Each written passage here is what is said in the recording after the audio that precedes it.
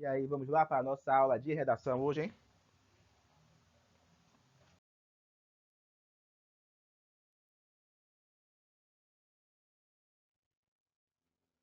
Hoje nossa aula está na página 120, Vícios de Linguagem. Já vimos figuras de linguagem com suas subdivisões, figura de som, figura de pensamento, figura de construção. Hoje é dia de vermos os vícios de linguagem.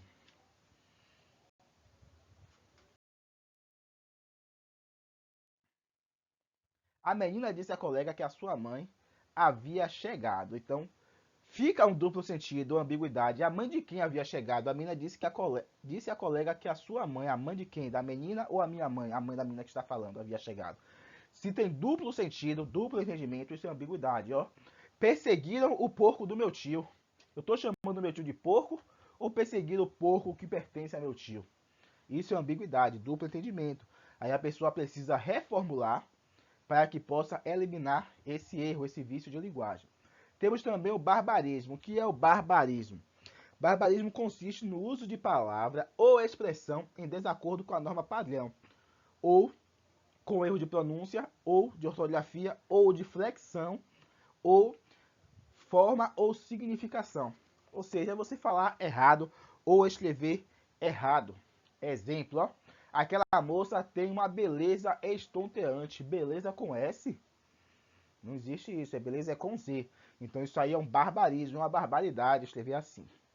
Aí temos também o arcaísmo. Arcaísmo de algo arcaico, algo antigo. E justamente isso. O arcaísmo consiste em você falar uma palavra que já não se pronuncia mais, que já não é mais comum ser utilizada. Uma palavra tão antiga que já caiu em desuso, ou seja, ninguém usa mais. O exemplo desse é por obséquio. Ao invés de dizer por favor, falar por obséquio. Talvez alguém ache bonito falar assim, mas isso é um erro, é um vício de linguagem. Quiçá, ao invés de talvez. Vai pro futebol hoje? Quiçá. Isso é uma coisa muito antiga, ninguém usa mais. Então, quando a pessoa usa isso, está cometendo um vício de linguagem, um erro de linguagem que é o arcaísmo. Temos também o solecismo. O que é o solecismo? Consiste em um erro gramatical, especialmente na sintaxe. Um erro de concordância, um erro de regência ou um erro de colocação pronominal, por exemplo. Aí nós temos, ó, haviam 10 estudantes no pátio. O verbo haver, no sentido de existir, ele não varia, ele continua havia. Por isso que tem aqui, ó, havia, o certo seria havia 10 estudantes por obséquio, porque quando o verbo haver tem o sentido de existir, no caso, ó, existem 10 estudantes no pátio, ele não vai para o plural. É um verbo impessoal. Temos também o eco, que é o eco. São palavras que terminam com o mesmo som. Aí fica aquela coisa parecendo que você tentou rimar. Clemente, constantemente, mente para a gente. Esse ente, forma um eco. Isso é um erro, um vício de linguagem, deve se evitar.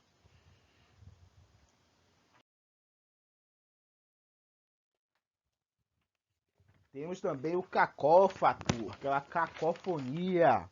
O que é isso? Consiste em usar palavras que formam uma nova palavra com som ou sentido da que foi já pronunciada. Isso torna-se desagradável quando junta o som de uma palavra com o som da outra. Por exemplo, ó, ao invés de quando você está, por exemplo, né, tá indo embora e fala, vou mijar. A pessoa pensa que você está indo no banheiro, que vai mijar. Vou mijar. Deve se evitar. Vi ela ontem. Aí o pessoal sempre diz, não é vi ela, é a vi. Para poder evitar o cacófato, já que fica uma outra palavra, forma viela. Isso é ser cacófato. Evitar, que nem quando a gente fala, Carlos beijou a boca dela. Fica parecendo que é boca dela. Isso são cacofonias que devem ser evitadas. O neologismo, pessoal, é você criar palavras, palavras novas. Algumas vezes, essas palavras vêm de origem estrangeira, às vezes vem de uma música, de alguma coisa, alguém inventa, às vezes ela é bem abraçada, as pessoas começam a usar e com o passar do tempo se torna normal. Mas tem situações que é chato você ficar usando neologismo, uma situação muito formal. Um neologismo que surgiu nos últimos tempos foi justamente esse, do sextou. Todo mundo fala sextou, sextou, sextou, sextou. E acabou virando um neologismo, uma palavra nova, e que a galera abraçou.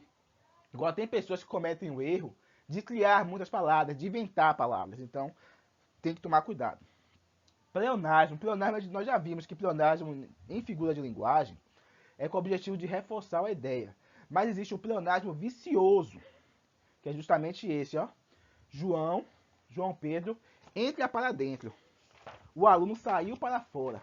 Então, isso é um pleonasmo vicioso que deve ser evitado ao máximo, hein, gente? Essa repetição desnecessária. Lógico que se entrou, é para dentro. Se saiu, é para fora, certo? Se encarou, é de frente. Você não me encara de frente. Se eu vou encarar de costas, sempre se encara cara a cara, encara. Então é de frente sempre. Gerundismo. Gerundismo é o uso exagerado do gerúndio ou inadequado do gerúndio. Gerúndio é essa terminação do verbo, ó, NDO, lá em verificando. Ó, exemplo, ó. 1 minuto vou estar verificando o seu cadastro. Isso é um erro. Isso é um erro, certo, gente?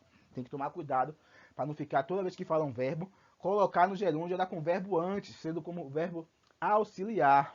O correto seria 1 minuto, vou verificar seu cadastro. Não verificando, não vou estar verificando, vou verificar o seu cadastro. Certo, gente? Aqui eu tenho 3 verbos, ó. Vou estar verificando. Isso é errado. Queísmo. Queísmo, pessoal, é o uso exagerado e repetitivo do que. Ou seja, usa tanto que, tudo é com que, aí vira um queísmo. Chato, por exemplo, ó. Camões, que é autor do maior poema épico, que já se escreveu em língua portuguesa, deixou também uma série de sonetos que são considerados obras-primas do gênero. Esse uso exagerado do que é um erro linguístico, um vício de linguagem, que é chamado de queísmo. Você pode botar Camões é o autor do maior poema épico, já escrito em língua portuguesa, certo? Então não precisa ficar com tanto que.